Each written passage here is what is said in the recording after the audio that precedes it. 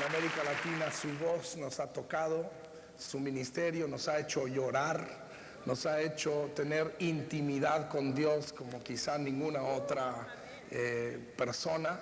Nos ha ayudado a tener esa relación íntima y estrecha con el Señor a través de sus canciones. Lo que muchos conocemos de Jesús Adrián Romero es que es un gran salmista. Lo que ahora usted también se va a dar cuenta es que es un gran maestro de la palabra de Dios, y de la misma manera en que él utiliza su poesía para cantar, utiliza su poesía y su creatividad para enseñarnos la palabra. Les voy a pedir que todo el mundo esté sobre sus pies, porque lo vamos a recibir por la puerta grande con un fuerte aplauso y gran entusiasmo a Jesús Adrián Romero aquí en Lakewood. Estás en tu casa, ¿eh? Vale. Pueden sentarse. Muchas gracias. Gracias, Marcos. Es un placer estar aquí contigo. Por mucho tiempo, no sé por qué la gente ha asumido que Marcos y yo tenemos algún tipo de enemistad. De repente me han hecho preguntas en entrevistas: ¿y qué es la relación contigo y con Marcos? Y yo digo, somos buenos amigos, lo admiro mucho, ha sido una inspiración a mi vida desde tus primeros discos, Marcos.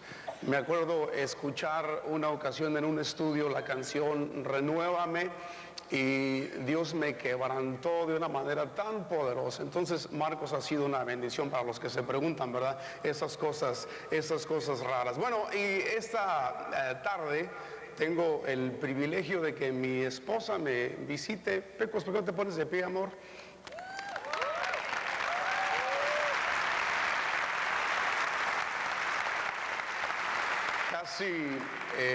Casi no viaja conmigo, Pecos, porque nuestros hijos estaban pequeños, pero ya crecieron. La menor tiene 16 años y los dos mayores ya están en la universidad, así que ahora tiene oportunidad, Pecos, de viajar un poco más conmigo. Mientras los veo a ustedes en esta tarde, tan guapos, tan bien vestidos, como que me dan ganas de invitarlos a cantar a coro esa canción de Gordolfo Gelatino. ¿Se acuerdan de esa canción? ¿Cuántos saben quién es Gordolfo Gelatino? Gordolfo Gelatino era uno de los personajes de los Polivoces, y él tenía una canción que decía: soy tan hermoso, ya lo ven, soy tan precioso, yo lo sé, soy primoroso, bello, lindo, soy gracioso, soy exquisito, yo lo sé, soy tan bonito, miren bien, y soy muy fino, soy Gordolfo Gelatino. Entonces, cuando los veía a ustedes tan guapos en esta tarde, dije, sería bueno que cantáramos esa canción, pero no, nos vamos a aguantar. Si alguien entrara en esta tarde a este lugar, alguien que no conoce nada del cristianismo, nada de la vida de los cristianos, y nos vieran a nosotros aquí, pensarían que somos personas que tenemos una superioridad moral comparados con los demás.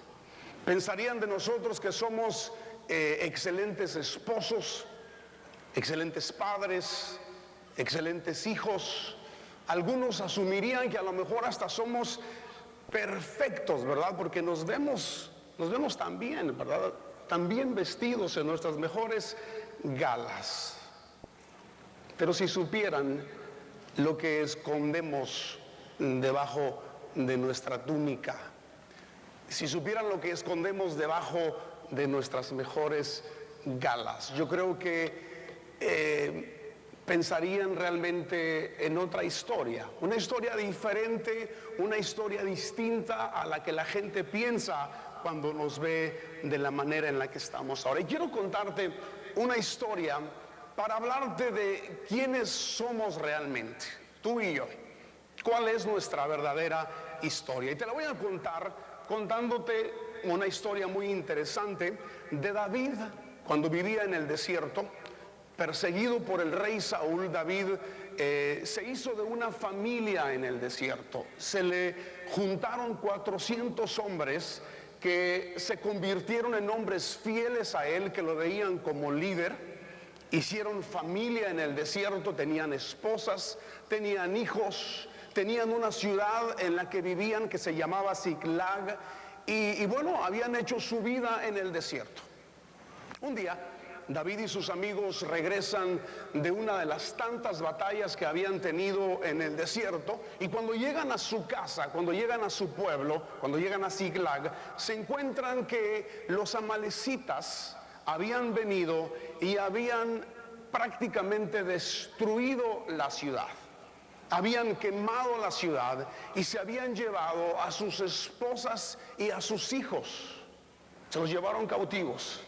La Biblia dice que David y sus hombres llegan a su pueblo, y cuando ven este espectáculo, cuando ven esta escena, empiezan a llorar. Y lloran tanto, dice la Biblia, que terminaron cansados de llorar. Yo no sé si a ti te ha pasado eso alguna ocasión, que lloraste tanto que te cansaste de llorar. Ellos están cansados de llorar, y la situación como que no era muy favorable para David, porque los hombres están tan enojados que están planeando, están pensando matarlo. Y David hace lo que él normalmente hacía. Él llama al sacerdote Abiatar y lo consulta, y consultan a Dios, y le hace una pregunta a Dios, que si debe ir tras los amalecitas, perseguirlos, que si van a tener victoria si hacen esto. Y Dios contesta a través del sacerdote y le dice que vaya detrás de los amalecitas porque van a tener victoria. Ahora, yo quiero que tú recuerdes lo que te dije hace un momento. Habían regresado de una batalla, habían estado peleando contra un ejército enemigo, los filisteos. Llegan y se encuentran con esta situación tan terrible, lloran hasta el cansancio, y ahora tienen que salir a perseguir a los amalecitas, y lo hacen. La Biblia dice que salen a pelear en contra de los amalecitas. Pero quiero leerte primera de Samuel 30, del 9 al 10. Dice: David partió con sus 600 hombres. Había empezado con 400, ahora tenía 600, hasta llegar al arroyo de Besor. Y dice, allí se quedaron rezagados 200 hombres que estaban demasiado cansados para cruzar el arroyo. Así que David continuó la persecución con los 400 hombres restantes. 200 no pudieron continuar. No pudieron cruzar el torrente de Besor, donde estaba ese río. Había una quebrada, había un cajón, y estos hombres iban tan cansados que no pudieron continuar. Allí se detuvieron. Quedarse atrás, quedarte rezagado, como dice este pasaje, como que no es algo muy admirable, ¿verdad? Nosotros somos parte de una cultura que admira las agallas, el éxito, el valor. Ponemos en un pedestal a aquellas personas que son exitosos en alguna área de la vida. Es más, casi hemos hecho de la inteligencia un dios, como que las personas que son muy inteligentes los admiramos. Pero estos hombres no entraban en esta categoría de los exitosos. Estos hombres se quedan rezagados. Ahora, lo más fuerte de la situación es que estos hombres eran soldados, hombres que estaban experimentados en la guerra, en la batalla. Entonces como que la situación es todavía más vergonzosa, y no solamente la situación es más pesada desde ese punto de vista, pero viendo que iban a rescatar a sus esposas y a sus hijos y se quedan rezagados. Como que no nos gusta esto, ¿verdad? Porque los soldados tienen que pelear, tienen que morirse en la raya. Miguel de Cervantes dijo en La boca de Don Quijote de la Mancha: más hermoso parece el soldado muerto en la batalla que sano en la huida. Como diciendo, el soldado tiene que morir, no puede hacer esto, no puede quedarse rezagado. Ahora, ya aplicando este pasaje, ¿qué significa para nosotros quedarnos rezagados? Significa que perdiste. Significa que fallaste en algún área de tu vida. A lo mejor perdiste tu negocio, a lo mejor perdiste tu casa, a lo mejor perdiste tu familia, te divorciaste, a lo mejor estás en algún tipo de pecado sexual, alguna adicción, alcoholismo, drogas. Tus hijos viven en rebeldía. A lo mejor estás en este momento en algún proceso legal en la corte en el que se está determinando si entras a la cárcel o no, por algo que hiciste. O a lo mejor tu caso lo está revisando el Departamento de Migración para ver si te deportan o te dejan en este país. Esto para mí significa estar rezagados. Pero cuando nos rezagamos, cuando nos quedamos atrás, cuando fracasamos, nos sentimos como un fraude. Y yo no sé si tú te has sentido como un fraude, pero yo me he sentido en algún momento de mi vida como un fraude. A lo mejor te sientes que no eres el padre que deberías de haber sido. A lo mejor sientes que no eres el esposo que deberías de haber sido, el proveedor que deberías de haber sido para tu familia. A lo mejor dices, no soy ese proveedor. Y luego volteas a tu alrededor y miras a los otros que sí avanzaron, que sí pudieron cruzar el torrente de Besor. Aquellos que tuvieron más fuerzas, aquellos que fueron más valientes, que tuvieron más agallas y que sí lograron cruzar ese torrente. Y tú te quedaste atrás. ¿Sabes? David continúa la persecución. Para hacerte la historia corta, llegan al campamento donde están los amalecitas celebrando el botín que habían ganado. Están tomando, están comiendo, y con una estrategia militar David los ataca en la madrugada, y cuando empieza a pelear en contra de ellos, pelean un día y medio entero. Los derrotan totalmente. Rescatan a sus esposas, a sus hijos, y son victoriosos. Así lo dice 1 Samuel 30, 18 al 20. Dice, David pudo recobrar todo lo que los amalecitas les habían robado, y también rescató a sus 2 esposas. Nada les faltó del botín, ni grande ni pequeño, ni hijos ni hijas, ni ninguna otra cosa de lo que les habían quitado. David también se apoderó de todas las ovejas del ganado. Qué agallas, qué valor en medio de la guerra. Después de estar cansados, después de hacer una persecución de días, ganan peleando un día y medio. ¡Qué gran final! Todo se recuperó. Vamos a celebrar. Es tiempo de tener una fiesta. ¡Qué buen final de esta historia! Pero aquí se acabará la historia. Será todo. Pero ¿qué de los rezagados? ¿Qué de los que se quedaron atrás porque no pudieron continuar? El siguiente versículo dice, luego David regresó al arroyo de Besor, donde se habían quedado los 200 hombres que estaban demasiado cansados para seguirlo. Ellos salieron al encuentro de David y su gente, y David por su parte se acercó para saludarlos. David representa el corazón de Dios. David representa la gracia y el favor de Dios.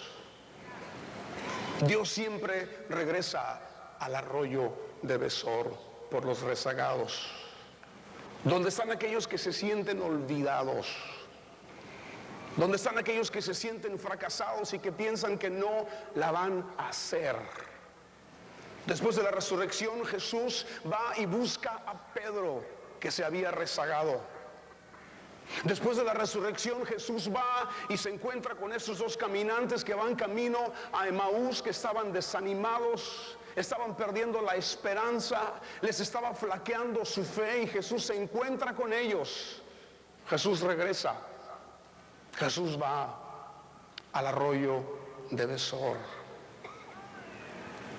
Y David está haciendo esto, está regresando con aquellos que no dieron el ancho, porque fallaron, porque decepcionaron a los demás. Aquellos que no creen que pueden recuperar lo que perdieron, sus familias, sus casas, sus posesiones, sus propias vidas. Pero ¿sabes qué? Lo más trágico de una persona rezagada es que piensa que Dios lo rechaza. Y podemos estar en una reunión como esta, en esta tarde, pero en lo más profundo de nuestro corazón hay un sentimiento de rechazo. Yo no doy el ancho. Yo no tengo la capacidad. Otros avanzan, pero yo no avanzo. Y cuando David llega a ese lugar con los rezagados, mira lo que sucede. Dice el siguiente versículo: pero entre los que acompañaban a David había gente mala y perversa que reclamó: estos no vinieron con nosotros, así que no vamos a darles nada del botín que recobramos. Que tome cada uno a sus esposas y a sus hijos y que se vayan. De acuerdo a este pasaje, la Biblia dice que aquellos que nos olvidamos de los rezagados somos malos, somos perversos. Cuando nos olvidamos de aquellos que se quedaron atrás. Los hombres de David están molestos y están diciendo: ellos no pelearon como nosotros, ellos no se esforzaron como nosotros, ellos no merecen disfrutar lo que hemos adquirido en esta batalla. Que tomen a sus esposas y a sus hijos y que se vayan. No pertenecen al círculo de los triunfadores. No tienen esa superioridad moral que nosotros tenemos. Que se vayan. No viven al estándar, no viven al nivel, no merecen el premio. Ay, cuando yo leí esto la primera vez, yo pensé en mí mismo. Y en las veces que a lo mejor yo he tenido una actitud de superioridad al compararme con otras personas, algo que hacemos todos en algún momento. Pero dice que cuando hacemos esto somos perversos, somos malvados. Y tristemente la iglesia en algunos círculos tiene la reputación de rechazar a los rezagados. A una prostituta en Chicago la invitaron a una iglesia, y cuando la invitaron su respuesta fue: ¿para qué voy a ir a la iglesia? Allí me van a hacer sentir peor. Una mujer rezagada. Pero hay algo muy interesante en esta historia, y es la historia de estos 400 hombres. Primera de Samuel 12, del 1 al 2, dice: David se fue de Gat, estamos hablando antes, a la cueva de Adulam. Y un poco más adelante dice: además se le unieron muchos otros que estaban en apuros, cargados de deudas o amargados. Así David llegó a tener bajo su mando unos 400 hombres. Esta era la historia de los 400 que estaban diciendo: estos no merecen tomar del botín, que se vayan a su casa, que tomen a su esposa y a sus hijos. Se les había olvidado que ellos habían estado antes en el arroyo de Besor. Se les había olvidado que ellos habían estado rezagados en algún momento de su vida, en apuros, cargados de deudas, amargados, huyendo. Por eso vivían en el desierto.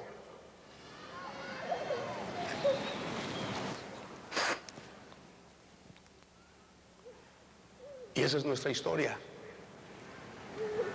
Tú y yo estuvimos, o a lo mejor estamos en el arroyo de Besor. A lo mejor nos vemos muy bonitos en esta tarde, ¿verdad? Pero la realidad es que como Jacob estamos vestidos con las ropas de nuestro hermano. Y cuando venimos delante de Dios, lo que Él ve, lo que Él huele, es a su Hijo Jesús. Pero si nos quitaran esa vestidura, ahí abajo está Jacob. Todos nosotros somos como Mefiboset sentado con las mejores galas a la mesa del rey. Pero nuestros pies están tullidos y estamos aquí por la gracia, por el favor, por la misericordia de Dios.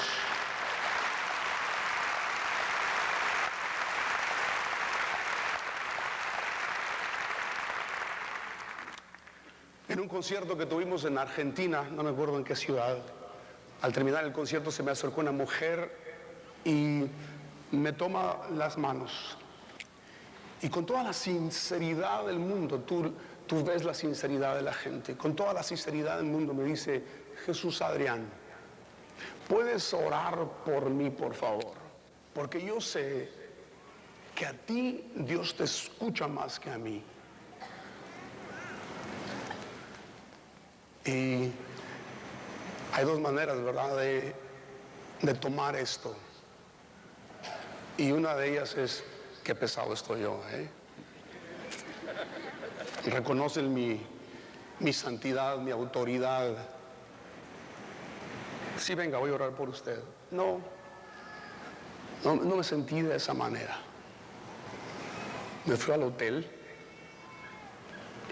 y empecé a escribir una canción que dice: cuando nadie me ve en la intimidad, donde no puedo hablar más que la verdad, donde no hay apariencias, donde al descubierto queda mi corazón, allí soy sincero, allí mi apariencia de piedad se va, allí es tu gracia lo que cuenta, tu perdón lo que sustenta para estar de pie.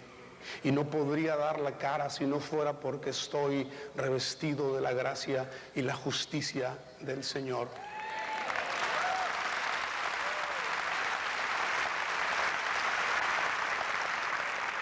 La segunda parte dice: si me vieran tal cual soy, se enterarían que es Jesús.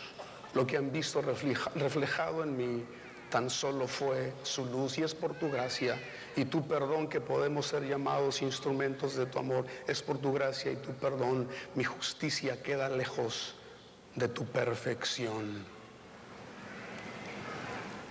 Yo quisiera regresar con esa señora y decirle: yo también he estado en el arroyo de Besor, y sabes que Dios te contesta a ti de la misma manera que me contesta a mí, porque Él se especializa en los rezagados. Después de la actitud de estos hombres, mira lo que David dijo. 1 Samuel 30, del 23 al 24, dice: no hagan eso, mis hermanos, les respondió David. Fue el Señor quien nos dio todo y quien nos protegió y puso en nuestras manos a esa banda de maleantes que nos habían atacado. ¿Quién va a estar de acuerdo con ustedes? Del botín participan todos los que se quedan como los que van a la batalla.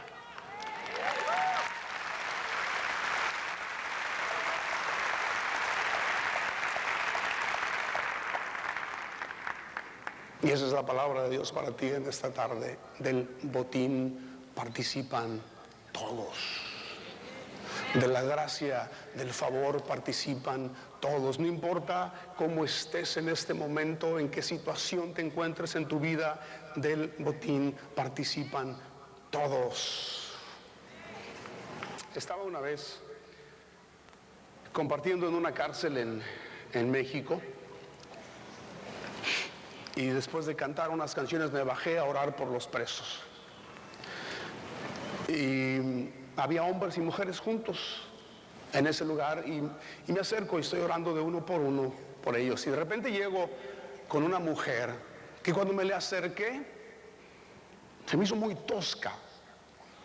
Le tomé sus manos y se veían sus manos callosas así, grandes, ¿verdad? Yo dije, pues pobrecita mujer, ha de haber sufrido mucho en la vida. Le vi su cara así como hasta de piedra se veía la señora.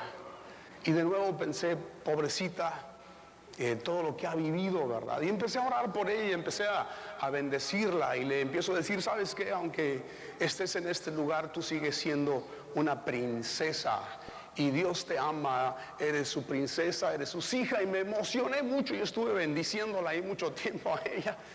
Y termino de orar y me voy, y cuando voy saliendo se me acerca uno de los que iban conmigo y me dice, oye, ¿sabes qué?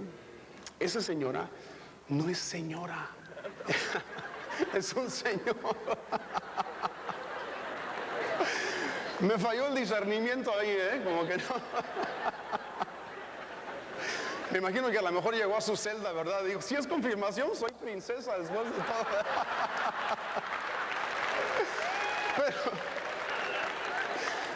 Pero la verdad, el mensaje sigue siendo el mismo. Aunque te has rezagado, aunque has perdido, aunque estás en la cárcel, el botín es para ti. Del botín participan absolutamente todos. En la parábola de la gran cena, del último versículo que te voy a leer, ves el corazón de Dios por los rezagados.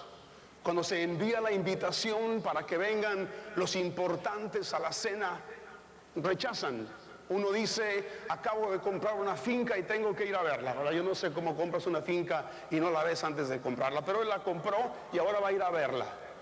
Otro dice, he comprado una yunta de bueyes y voy a ir a probarla. Otro dice, me acabo de casar y no puedo ir a la cena. Y esa es la invitación al reino de Dios.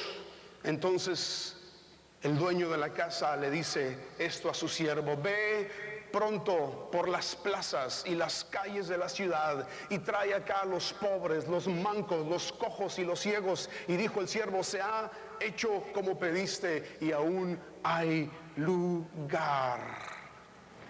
Vete al arroyo de Besor y tráeme a todos los perdedores, tráeme a todos los rezagados, a todos los que se sienten fracasados, tráelos a mi mesa a todos.